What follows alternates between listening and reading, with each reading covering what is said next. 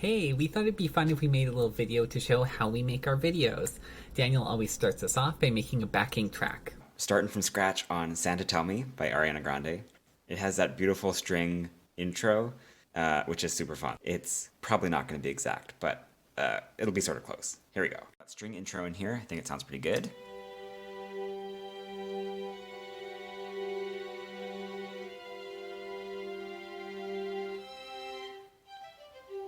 Okay, so the next thing on this intro, there's this fun little glockenspiel line, so I'm going to play that in right here.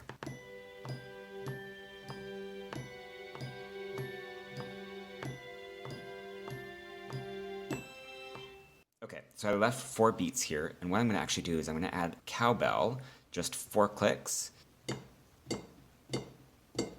I don't know that those were super in time, so I'm going to just quantize them so they're all exactly on the beat. There we go. And that just helps me and Josh to sync our audio and our video. It just kind of gives us a count in.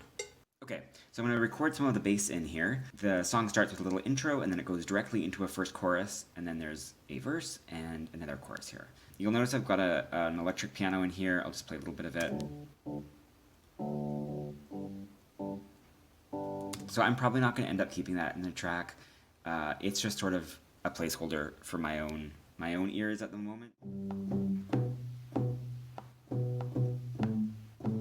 Also, yes, when I recorded the strings and the glockenspiel, I recorded them in the wrong key. I did it in the original key, and we are doing it in a different key. So I had to change those. But luckily, it's all MIDI, so I can just select the notes and drag them to the new key, and crisis avoided. So I added some pizzicato in, just doubling the bass in the chorus. It just gives it a little bit more snap. A little bit more snap and roundness. And then now we've got some drums. Pretty simple, but I think all it needs at this point. And sleigh bells, of course, because that's what makes a Christmas song, obviously. And then I brought back the strings again here for the end of the verse. I guess it's sort of the pre-chorus. Coming up right now.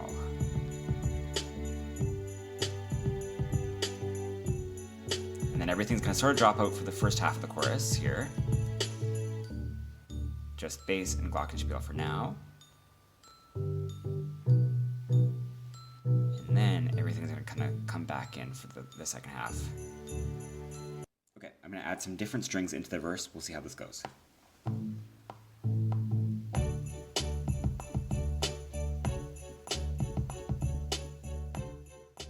Okay, so I added some snaps in the chorus and added some reverb. And it's sounding a lot more full and fun, I think. So, the next step, I'm going to bounce this out, send it to Josh. He's going to record his vocals from the safety of his own home. We're doing this all super distantly. So he's going to record his vocals, and then he'll send them back to me, and I'll mix them into the track and finish the audio. Oh, and this track sounds great. I usually give it a sing through a couple times to familiarize myself with the arrangement, make sure the key is all good, and it always is. Daniel's amazing. And then I get started recording the vocals. I like to record in my bedroom because it has the most soft surfaces. It's probably the quietest room I have in my apartment, but also because it has the best mood lighting. We have a feature wall. So here's my mic. I set it up in front of my closet. It helps absorb the sound. I'm using an Aston Spirit. It's a mic I really like. And I'm putting it through the Focusrite 2i2 interface. It's pretty straightforward. And that just goes right into my laptop. So I usually like to do one full take of the whole song before I start going back and recording it in just sections. It just gives me a sense of where I'm going to need to spend the most time. So my first attempt at the song is not going to be good. And that's okay. Okay, so based on that, I know this song's gonna be very hard. From here, what I do is I just loop little sections of the song over and over, and I just keep recording take after take after take. Every once in a while, I'll take a break, and I just keep doing that till I have the whole thing done. So I'm going to go and do that now. I've added a little riff right in here, and I really want to nail it. So what I'm doing is I'm looping just the section here, and this way I can just get a bunch of passes at that riff, and it's just that part in the verse where it goes, Santa, tell me if he really cares. So as you can see, I'm not kidding. I'm like literally in my closet here. But I'm doing some more punch-ins right now. At the end of the verse, there's that riff, I'm not all alone, boy, which is the riff. But I'm trying to add more notes because I'm feeling competitive today, so I'm not alone, boy. I'm not alone, boy. I need another one for good luck. I can't end on that. I think the ones I did earlier were better, so we're going to stick with those, but it never hurts to get as many takes as possible. That way, I either don't have to tune the vocals, or if I do tune the vocals, they're just minor adjustments. If you just take the time to do a really good vocal pass, then you'll be so much happier when you're editing. So the next step is really the most tedious step, and that is comping all of the vocals. I go through, I pick each best take, I comp it all together, send the track with just the vocals all to Daniel.